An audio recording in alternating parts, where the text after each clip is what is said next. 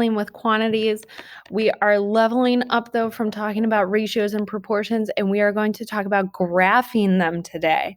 So we're going to do a little baby intro to graphing in case you haven't done it in a while, and then we'll talk about actually graphing those proportional relationships. So the miles per hour, the cost of, how many lemons can you get for $2, things like that. So set up your notes. We are still in modeling with quantities, but today's subtopic is graphing proportional relationships. And here's our quick little graphing intro or refresher for you. To graph a point, we use what's called an ordered pair. And the ordered pair tells us where on our coordinate plane we should go. And there are two values. There's an x value and a y value. And your x value is always going to be the one that tells you how to move left and right. So that's always going to be x, is left and right, which leaves y to be your up and down value. Okay. And if a value is negative, if it's your x, you're going to move left. And if it's negative and it's your y, you move down. Okay. And if I could just go through these points that I have on my graph, point A, the coordinates would be, you always start at this yellow point, 0, 0. This is your origin, okay? And the origin always has the value 0, 0. And that's where we move from. So to get to A, I had to go across to the right 6 values. That's my x unit. So my first number is 6, and then I count how far up I went. I went up to 8. So A is at the coordinate 6, 8. My point B, I start at my origin and I move to the left 6, which means my x value is negative 6. And then I count how far up I went. I went up 2. My last point C, I went to the right 4, which would be 4. And then I went down 4, which is negative 4. Okay, so you're always moving from that center point, the origin, 0, 0, and counting from there. So reset in between your points. And here's our first example. We are going to come up with our proportion. We are going to find the unit rate. We're going to create our graph and then graph it. And here is our example. A local store sells cookies for 8 cookies for a total of $4. So for $8, I get 4 cookies. Sorry, backwards. For $4, I get 8 cookies. So here's my ratio. I wrote it out in words first, and this is what we should have in our notes here. The cost in money compared to the number of cookies. So it's $4 for 8 cookies. And we are going to find the unit rate of our cookies, which means we have to divide everything so our denominator is 1. So 4 divided by 8 will get us the value of 0.5 or 50 cents for 1 cookie. And that's the value we're going to use to set up our graph. Now I want you to take a minute and actually set up a really nice, neat graph for yourself that looks just like mine here on the slide. So I want you to have a big line going to the right and have a tick mark for every 1 unit, okay? And label that X and label it with cookies because it'll represent the number of cookies we get. And going up your page, I want you to have your y-axis, label it cost, but notice every tick on this line actually represents 0.5. Okay, so set up your graph and then we're going to plot some points. Now I know for 1 cookie, so I come across to 1, it's 50 cents. So I'm going about halfway up to 1 and plotting a point. For 1 cookie, 50 cents. If I come over to 2 cookies, I'm spending $1. 3 cookies is going to cost me $1.50.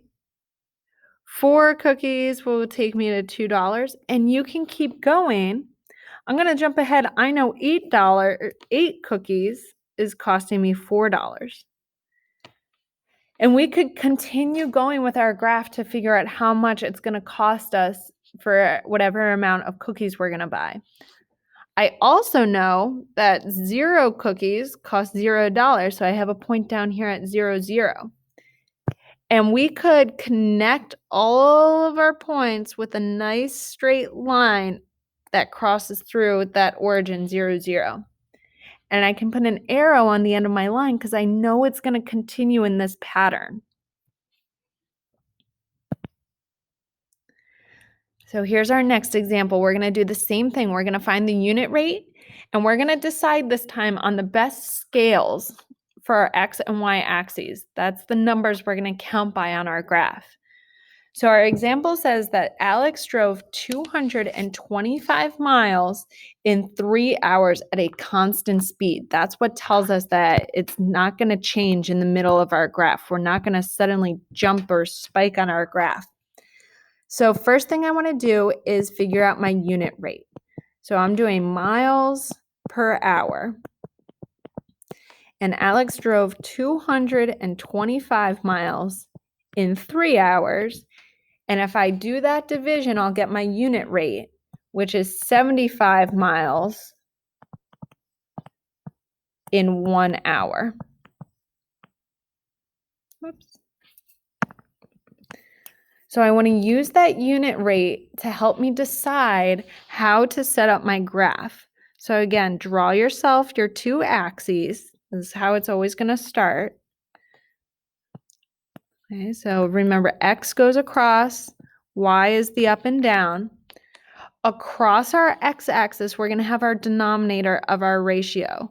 Okay, so we're going to have hours across and miles going up the y-axis. Now we have to decide what makes sense to be the numbers that we count by going across our axis. I think for hours, it makes the most sense to go by 1. So 1, 2, 3, and so on. But for our y-axis, it's important to think about how much are we increasing by each time we move. And in this scenario, I'm increasing by a distance of 75 miles. So it would help me to make a nice, neat graph to count by 75s on my y-axis. And that's what I'm going to do. I'm going to go 75. Then the next one will be 150, 225, 300, and I'll stop at 375. And what that does is by counting by the unit rate on my y-axis, it makes it really easy to graph my points. I know for 0 hours, I haven't traveled at all. In 1 hour, I've gone 75 miles. In 2 hours, I've gone 150. So I'm coming across to 2 and up to the 150 mark. And I keep going. I can go across to 3, up to 225, across to 4, up to 300. And again, we can keep going. And if we connect all of our points, we get a nice straight line and it crosses through that point 0, 0. So all of our graphs are going to look a little similar here, but our values on our axes are what's going to change. So let's try one more. Max wrote 6 pages of his lab report in 4 hours.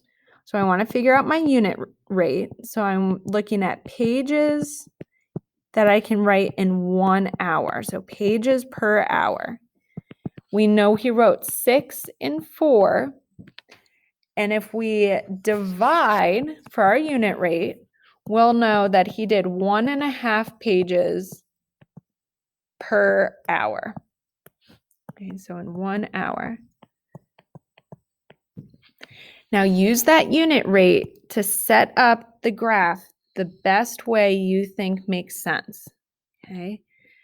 And I'll get you a little setup here. Hours should be across the bottom, the denominator of our ratio, and the numerator, our pages, will be our y-axis. But you decide what you think we should count by on our axes. What will make this easy for us to graph?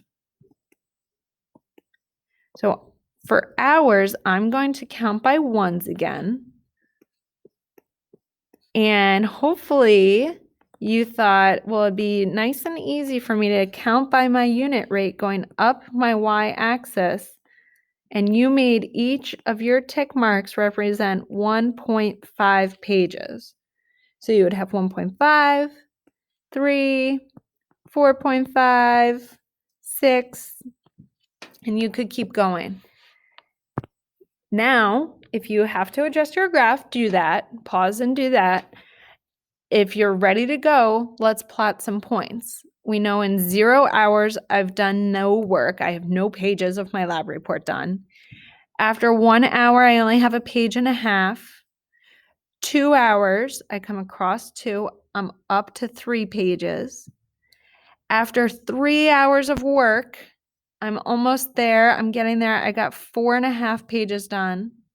And we know from what the problem gave us, after 4 hours, we have 6 pages done.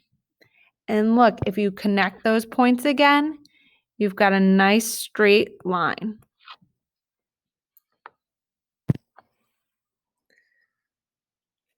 Here's another practice for us. Brianna bought a total of 8 notebooks and got 40 free pens. So she got 40 pens for 8 notebooks. How many pens did she get for 1 notebook? Remember, we're trying to get our unit rate. And if I divide 40 divided by 8 will get me 5. So for every notebook Brianna bought at the store, she's getting 5 free pens. And here's what my graph looks like. I went across the bottom for notebooks, counting by ones. But for pens, going up the y-axis, I counted by 5s. So 1 notebook gets me 5. 2 notebooks gets me 10. 3 gets 15. 4 gets 20. Try this one last one. Mason sold 10 wristbands and made a total of $45. So we've got $45 for 10 wristbands, a unit rate of $4.50 for 1 wristband. And use that unit rate to set up your axes. So wristbands going across the bottom. Okay, remember the denominator of your fraction will be the x-axis, and then going up the y-axis, notice I counted by 4.5, 4.5 to make it nice and easy. So I'm at 0, 0, 1 wristband, $4.50, 2 wristbands, $9, 3 wristbands, I come up to 13.5, 4 wristbands will cost me $18, and you can keep going. It'll follow that path of a nice straight line. It's a constant rate.